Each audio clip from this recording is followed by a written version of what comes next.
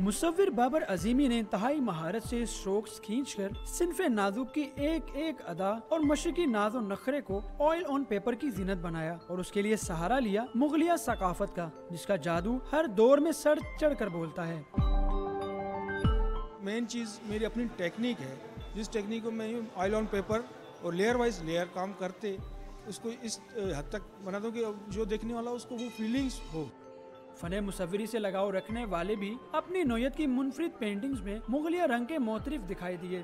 तो उसके अंदर थोड़े से एलिमेंट्स हैं जिनको हम कह सकते हैं जिन पे एक्सपेरिमेंट किया गया है और वो थोड़ी कंटेम्प्रेरी लुक दे रहे हैं। टेक्सचर बहुत अच्छा यूज़ हुआ है। पुरानी ट्रेडिशन की पेंटिंग में देखा जाए तो आपको खास कर वो फीचर्स, वो इमोशंस बहुत ज़्यादा हाईलाइट होते हैं, लेकिन अब की एब्स्ट्रैक्ट की पेंटिंग्स में वो इमोशंस आप फ़ौरन डिपिक्ट नहीं कर सकते। आप एक मुसव्विर की काविश से सजी इस नुमाइश ने लाहौरियों की भरपूर तवज्जो हासिल कर रखी है, जबकि शायकीन की दिलचस्पी ने मुंतजमीन को नुमाइश का दौरानिया 30 सितंबर तक बढ़ाने पर मजबूर कर दिया है। कैमरामैन मोहम्मद अली के साथ कासिम अरशद, डॉन न्यूज़, लाहौर।